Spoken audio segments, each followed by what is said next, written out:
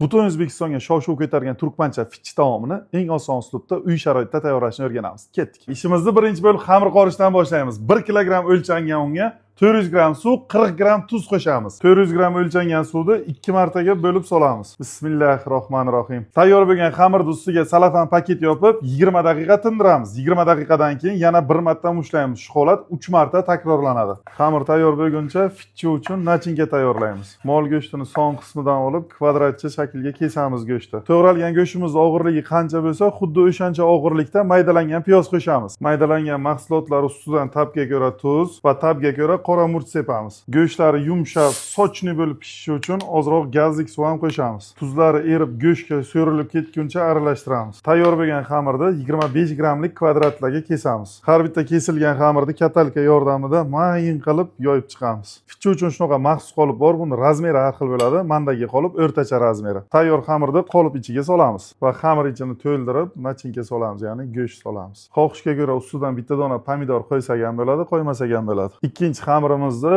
qolip ustidan qo'yamiz va qo'limiz bilan yaxshilab bosamiz. Pishga tayyor bo'lgan fitchi xuddi shunaqa ko'rinishga bo'lishi kerak. Bukilgan tayyor fitchi ustidan tuxum surtib olamiz va teng o'rtasidan pichoq bilan ozginagina kesib havo chiqishi uchun joy ochamiz. Yarim tayyor fitchilarni oldindan 260 gradusda qizdirilgan uy duxovkasiga jo'natamiz. Hozir kommentariyaga aqlli laykonlar ko'payadi-da, fitchi unaqa pishiriladi, fitchi bunaqa pishiriladi deb. Men uy sharoitida tayyorlash dedim. Va nihoyat fitch taomimiz ham tayyor bo'ldi. Hozir buni ta'mini tatib ko'ramiz. Qani restoranlarga tayyorlanadigan fitchiga o'xshabdimi yo'qmi? Bismillahirrohmanirrohim.